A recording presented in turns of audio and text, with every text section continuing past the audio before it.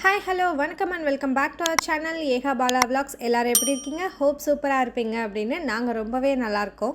இன்றைக்கி ஒரு நியூவான வீடியோ தான் இறக்கியிருக்கேன். ஸோ இந்த வீடியோவில் நம்ம எதை பற்றி பேச போகிறோம் அப்படின்னா, திறமை இல்லாதவங்க யார் தாங்க இருக்காங்க? இந்த உலகத்தில் டேலண்ட் இல்லாத மனுஷங்கன்னு யாருமே கிடையாது. எல்லாருக்குள்ளேயும் ஒரு டேலண்ட் ஒளிஞ்சிட்டு தாங்க இருக்குது. ஃபார் எக்ஸாம்பிளுக்கு நம்ம ஒரு பிஸ்னஸ் ஸ்டார்ட் பண்ணலாம் அப்படின்னு நினைக்கிறோன்னா, நம்மளோட சீனியர்ஸோ இல்லை நமக்கு மேலே இருக்கவங்களோ சில விஷயங்களை நமக்கு சொல்லித்தர மாட்டாங்க. ஸோ அந்த மாதிரி சில மார்க்கெட்டிங் ஸ்ட்ராட்டஜிஸையும் சில பிஸ்னஸ் பிளான்ஸையும் ஃபுட்டில் என்னென்ன பிஸ்னஸ் பண்ணலாம், இந்த மாதிரி விஷயங்களை தான் நம்ம இந்த வீடியோவில் பேச போகிறோம். வீடியோவை ஸ்கிப் பண்ணாமல் பாருங்கள். வீடியோவில் நிறைய விஷயங்கள் அடங்கியிருக்கு. அண்ட் இன்னொரு விஷயம் பார்த்தீங்கன்னா, இந்த வீடியோ ப்ரொமோஷன் வீடியோ கிடையாதுங்க. முழுக்க ஒரு நல்ல விஷயத்தை இந்த யூடியூப்ன்ற ஒரு பிளாட்ஃபார்மை பயன்படுத்தி நம்ம மக்கள்கிட்ட கொண்டு போய் சேர்க்கறது தான் நம்மளோட நோக்கமே. இதே மாதிரி உங்களோட பிஸ்னஸையும் மக்கள் வரைக்கும் கொண்டு போய் சேர்க்கறதுக்கு ஸ்க்ரீனில் தெரியுற இமெயில் ஐடியை காண்டாக்ட் பண்ணுங்கள். இப்போ வாங்க வீடியோக்குள்ளே போகலாம்.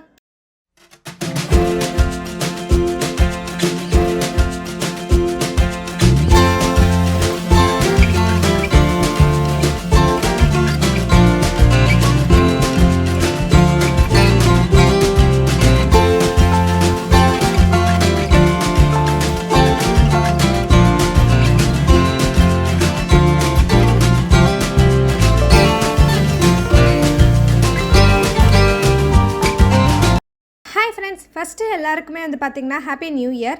அண்ட் இந்த புது வருஷத்தில் நீங்கள் நினச்ச எல்லாமே உங்களுக்கு கிடைக்கணும்னு சொல்லி அந்த கடவுளை வேண்டிக்கிறேன்.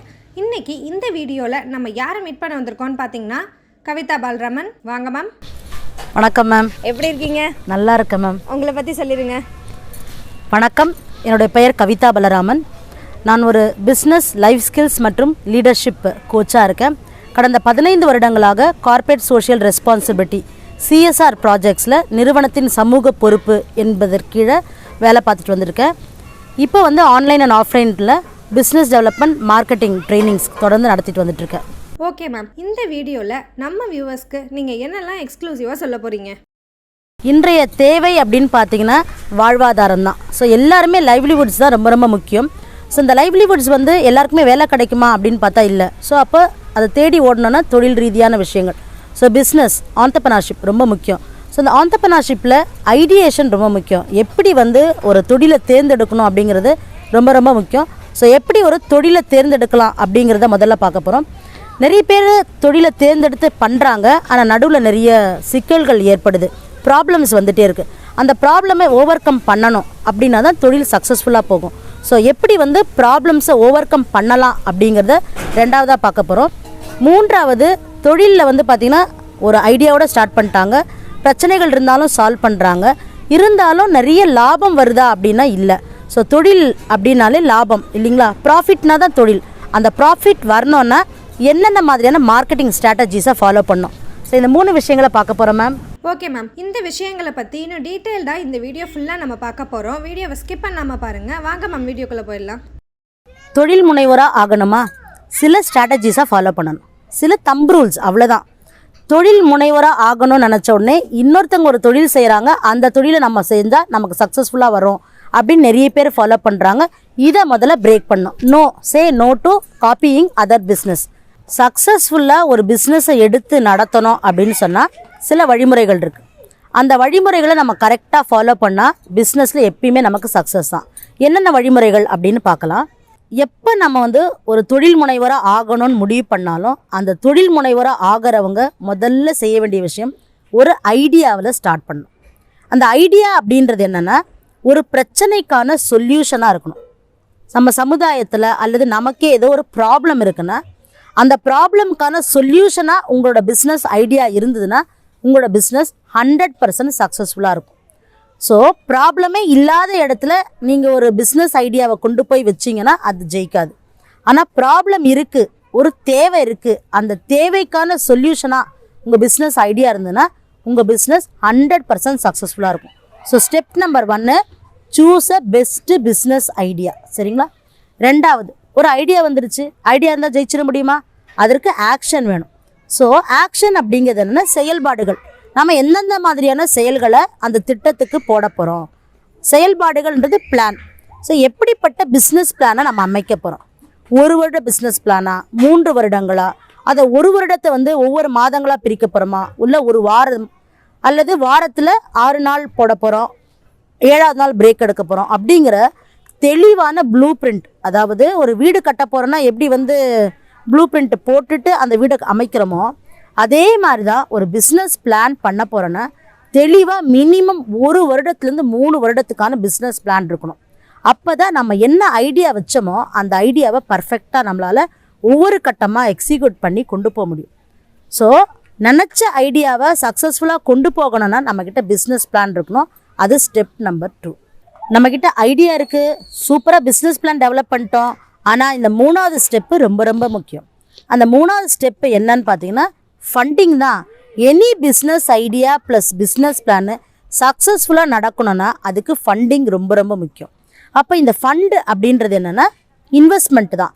இன்வெஸ்ட்மெண்ட் சொந்த இன்வெஸ்ட்மெண்ட்டாக இருக்கலாம், பார்ட்னர்ஷிப்பாக இருக்கலாம், அல்லது சொந்த இன்வெஸ்ட்மெண்ட் பார்ட்னர்ஷிப் ரெண்டுமே இல்லாமல் கவர்மெண்ட் லோன் லெண்டிங்காக இருக்கலாம். எதுவாக இருந்தாலும் கட்டாயமாக ஒரு பிஸ்னஸ் அடுத்த கட்டம் போகணும்னா இன்வெஸ்ட்மெண்ட்டை நம்ம கால்குலேட் பண்ணணும். அது வந்து 5000 ரூபாய் இன்வெஸ்ட்மெண்ட்டாகவும் இருக்கலாம், 5 லட்சமாகவும் இருக்கலாம், 5 கோடியாகவும் இருக்கலாம்.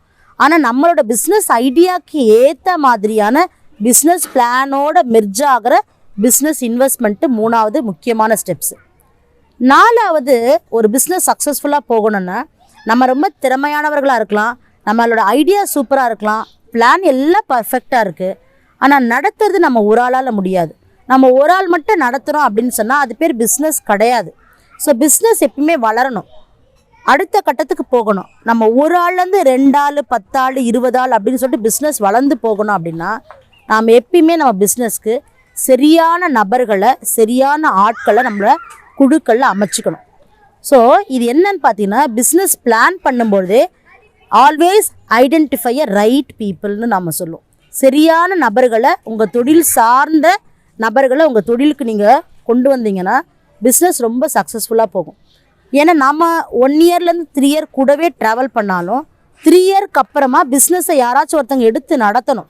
அப்போ எக்ஸிக்யூட்டிவ் கமிட்டி இருக்கணும், ஒரு மேனேஜரல் டீம் இருக்கணும், அல்லது மினிமம் நம்ம எப்பயும் சொல்லுவோம் அதை கவர்ன் பண்ணணும். யாராச்சும் ஒருத்தங்க கவனிக்கணும், தொழில் நல்லா நடக்குதா அப்படின்னு பார்க்கணும்.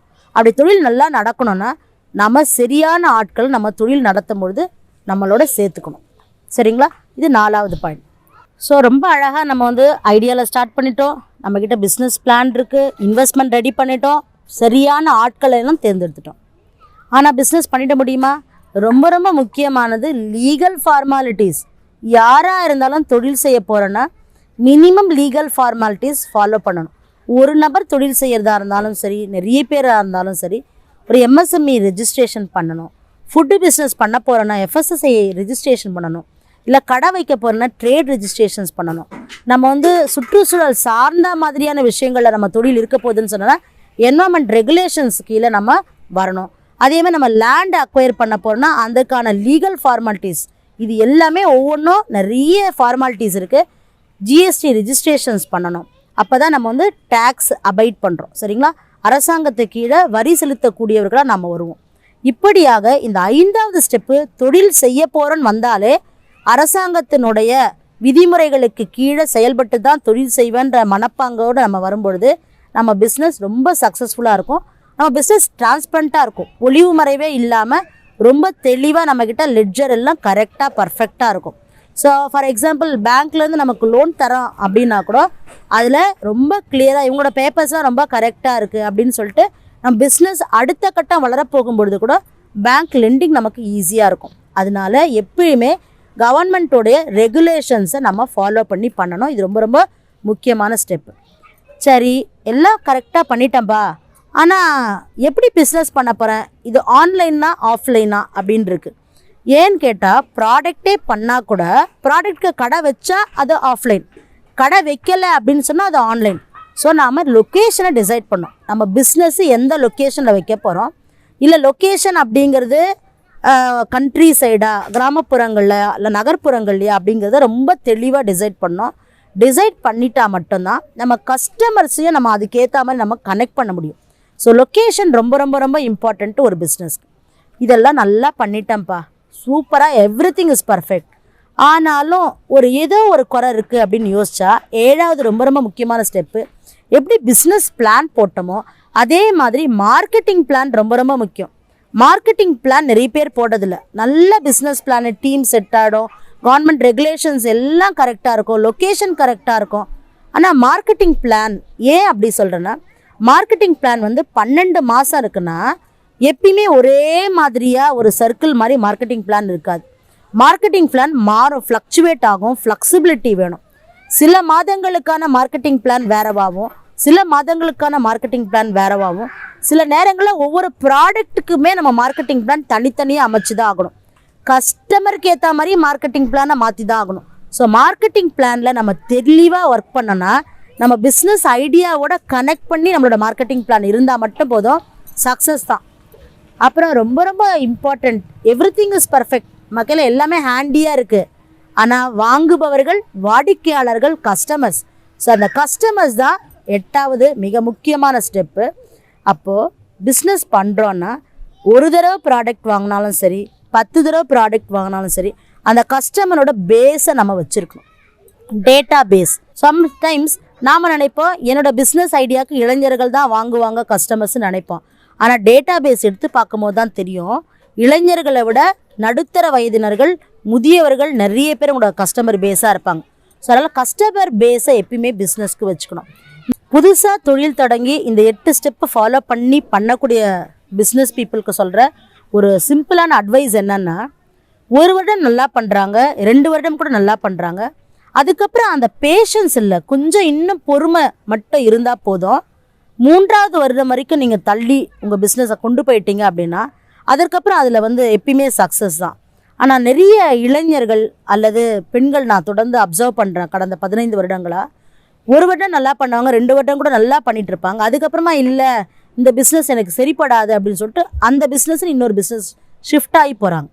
அது ரொம்ப தவறு. திரும்பவும் நீங்கள் அதே முதல்லேருந்து ஸ்டார்ட் பண்ணி 1 வருஷம் 2 வருஷம் உழைக்கணும். பார்த்தீங்கன்னா 4 வருஷம் ஆகிடும். ஆனால் முதல்ல போட்ட அந்த உழைப்போடு நீங்கள் ட்ராவல் பண்ணி போனீங்கன்னா 3வது வருடம் ரொம்ப கிட்ட வந்துடும், ரொம்ப சக்ஸஸ்ஃபுல்லாக அந்த பிஸ்னஸை கொண்டு போகலாம். அதனால் டேக் 1 ஐடியா, 1 பிஸ்னஸ் ஐடியா. அந்த 1 பிஸ்னஸ் ஐடியாவை தொடர்ந்து 3 வருடங்கள் தொடர்ந்து செய்யுங்க. அதுக்கப்புறம் எப்பயுமே அந்த பிஸ்னஸ் ஐடியாவோட மட்டும் தான் நீங்கள் ட்ராவல் பண்ணுவீங்க. தேவைப்பட்டுன்னா 2வது பிஸ்னஸ் ஐடியா நல்லா உங்களால் பண்ண முடியும், மேனேஜ் பண்ண முடியும்னா பேரலாக இன்னொரு பிஸ்னஸ் ஐடியாவை எடுத்து ஒர்க் அவுட் பண்ணலாமே தவிர ஒன்றுலேருந்து இன்னொன்று ஷிஃப்ட் ஆகாதீங்க. அண்ட் ஆல் த பெஸ்ட், நல்லா பிஸ்னஸ் பண்ணுங்கள். இப்போ நம்ம how to become a successful business entrepreneur அப்படிங்கிறத பார்த்தோம். இப்போ 2வது என்ன பார்க்க போகிறோன்னா, சக்ஸஸ்ஃபுல்லாக பிஸ்னஸ் நடந்துட்டு இருக்குது, சக்ஸஸ்ஃபுல் பிஸ்னஸ் பீப்புளாக இருக்காங்க, ஆனால் அப்பப்போ இடையில் சில பிரச்சனைகள் வருது. So how to over come problems in existing business. நம்ம நடந்துட்டுருக்க தொழிலில் வரக்கூடிய சிக்கல்கள், சவால்களை எப்படி சமாளிக்கிறதுன்னு பார்க்க போகிறோம். அதுக்கு 3 சின்ன ஈஸியான டிப்ஸ் தான் சொல்ல போகிறேன். நம்ம பண்ணுறதுல மாற்றி யோசித்து பண்ணால் ஜெயிக்கலாம். சம்டைம்ஸ் கஸ்டமர் பேஸே இல்லாமல் இருக்கும்.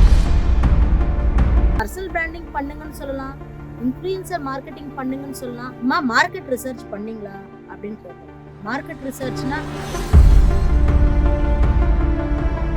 இன்கம்ல கொஞ்சம் குறையுதா, முதல்ல நீங்கள் பண்ணணும். இது லோக்கல் மார்க்கெட்டிங் ரொம்ப ரொம்ப முக்கியம். நம்ம சேனலை இப்போ தான் நீங்கள் ஃபஸ்ட் டைம் பார்க்குறீங்க அப்படின்னா லைக் பண்ணி சப்ஸ்கிரைப் பண்ணி உங்களோட ஃப்ரெண்ட்ஸ் அண்ட் ஃபேமிலிக்கு ஷேர் பண்ணுங்கள். உங்களோட சப்போர்ட் தான் இதே மாதிரி இன்னும் நிறைய யூஸ்ஃபுல்லான வீடியோஸ் போடுறதுக்கு எங்களுக்கும் ஒரே என்கரேஜிங்காக இருக்கும். இதே மாதிரி உங்களோட பிஸ்னஸையும் மக்கள் வரைக்கும் கொண்டு போய் சேர்க்கறதுக்கு ஸ்க்ரீனில் தெரியுற இமெயில் ஐடியை காண்டாக்ட் பண்ணுங்கள்.